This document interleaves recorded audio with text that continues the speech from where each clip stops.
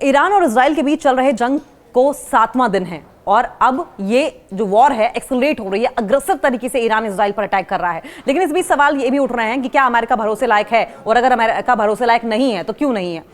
दरअसल इसलिए भरोसे के लायक नहीं है अमेरिका। अब इस दोस्त को अमेरिका ने धोखा दिया है, बीच रास्ते में ही छोड़ दिया है। कौन सा वो दोस्त है जिसने अमेरिका ने इसका साथ छोड़ा, इस पर हम बात करेंगे। अमेरिका ने फिर से एक दोस्त को धोखा दिया है। इस बार अमेरिका ने अपने दोस्त को दुश्मनों के बीच अकेला छोड़कर खुद का बोरिया बिस्तर समेट लिया और निकल गया। ये कुछ ऐसा ही है जैसा कि अमेरिका ने अगस्त 2021 में अफगानिस्तान के साथ किया था। अफगानिस्तान की साथ देने की बात की और उसके बाद अमेरिका ने अपने पूरा मिलिट्री बेस वहां से खाली करा दिया। ऐसे में अमेरिका पर दुनिया का भरोसा जो है एक बार फिर से कम हुआ है।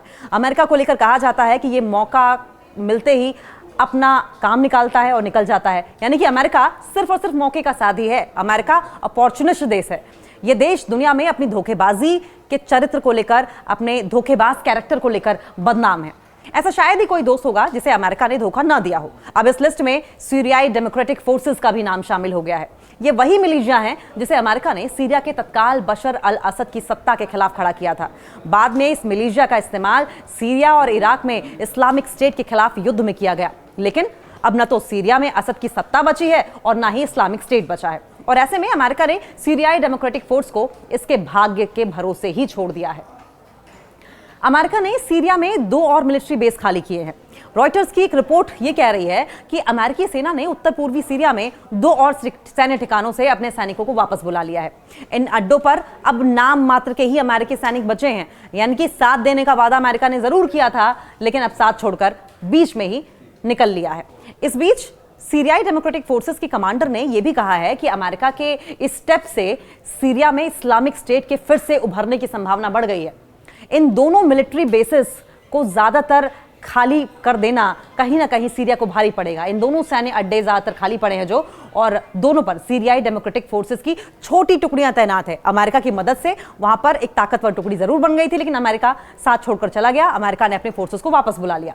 अमेरिका के नेतृत्व वाले सैन्य गठबंधन के इस सैन्य ठिकाने, अमेरिका की अगुवाई में जिस तरीके से ये मिलिट्री अलायंस था और इस मिलिट्री साइट पर इसका इस्तेमाल किया जा रहा था, मिलिट्री स्टेट पर इसका इस्तेमाल किया जा रहा था, जिससे कि सीरिया में कम से कम आईएसआईएस पैर नहीं फैलाने से घबरा रहा था, बच रहा था।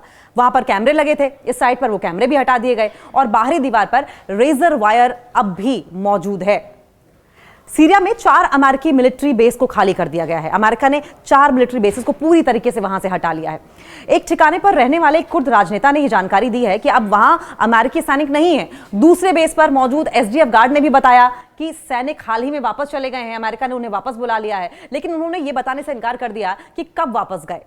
पेंटागन ने इस बात पर कुछ भी कहने से मना कर दिया है, कोई भी कमेंट करने से मना कर दिया है। यह पहली पुष्टि है कि अमेरिका ने हसाका प्रांत में, हसाका प्रोविंस में अल वजीर और तेल बेदार बेस से सैनिकों को वापस बुला लिया। इससे राष्ट्रपति डोनाल्ड ट्रंप के पदभार संभालने के बाद से सीरिया में अमेरिकी सैनिकों द्वारा छोड़े गए बेस की संख्या जो है वो कम से कम 4 हो गई है। यानी कि अभी तक सीरिया से 4 बेसिस ऐसे हैं जहां से एक एक करके अमेरिका ने अपने फोर्सेस को, अपने ट्रूप्स को वापस बुला लिया है। सीरिया में अमेरिका के पास कुल 8 मिलिट्री बेसिस थे। 4 की जानकारी आपको मिल ही रही है। अब आगे देखिए, ट्रंप प्रशासन ने यह कहा है कि इस महीने वो सीरिया में अपनी जो मिलिट्री प्रेजेंस है उसको 8 से घटाकर 1 कर देगा। यानी कि 8 मिलिट्री बेसिस पर अमेरिका के सैनिक जो थे वो तैनात थे सीरिया में, लेकिन अब उसको धीरे धीरे करके घटाया जाएगा, 8 से 1 लेकर आया जाएगा। 4 पहले ही खाली किए जा चुके हैं, जो कि एसडीएफ के नियंत्रण वाले उत्तर पूर्वी सीरिया के, यानी कि नॉर्थ ईस्टर्न सीरिया के कुछ हिस्सों में है। अप्रैल की अगर बात करें तो न्यूयॉर्क टाइम्स ने यह जानकारी दी थी कि सैनिकों की संख्या में कमी करके उन्हें 2000 से घटाकर सिर्फ 500 तक कर दिया जाएगा। एसडीएफ ने नॉर्थ ईस्टर्न सीरिया में सैनिकों की मौजूदा जो संख्या है और खुले अमेरिका बेस के बारे में सवालों के जवाब भी नहीं दिए। अमेरिका टाल मटोल कर रहा है, कुछ भी इस मसले पर कहने को बचता हुआ नजर आ रहा है, इनकार कर रहा है। अमेरिका के दोस्त को किस बात का डर सता रहा है, अब सवाल यह भी उठ रहा है। एसडीएफ कमांडर मजलूम अब्दी ने यह कहा है कि एक बेस पर कुछ 100 सैनिकों की मौजूदगी इस्लामिक स्टेट के खतरे को रोकने के लिए पर्याप्त नहीं होगी। पहले यहां पर अमेरिका के, देखिए अब समझिए क्यों ये ऐसा कह रहे हैं। इसलिए ऐसा कह रहे हैं क्योंकि अब सिर्फ वहां पर जो रीजनल सैनिक थे, यानी कि एसडीएफ कमांडर मजलूम अब्दी ने कहा है कि कुछ 100 सैनिक जो है वहां पर वहां के उनकी मौजूदगी जो है वो आईएसआईएस के खतरे को रोकने के लिए पर्याप्त नहीं होगी। जब अमेरिका के वहां पर ट्रूप्स थी, अमेरिका की मिलिट्री फोर्सेस थी, तो वो कम से कम मददगार साबित हो रही थी। इस्लामिक स्टेट का खतरा अभी काफी ज्यादा बढ़ गया है अमेरिकन ट्रूप्स के वहां से जाने से, लेकिन यह अमेरिकी सेना की एक प्लानिंग भी हो सकती है। हम इसके बारे में लंबे समय से जानते हैं। वो ये कह रहे हैं कि जानबूझकर अमेरिका ने अपने ट्रूप्स को वापस बुलाया है और हम ये सुनिश्चित करना चाहते हैं, इस बात को इंश्योर करना चाहते हैं कि उनके साथ काम कर रहे हैं, कोई कमी ना रह जाए और हम इस्लामिक स्टेट पर दबाव बनाए रख सके।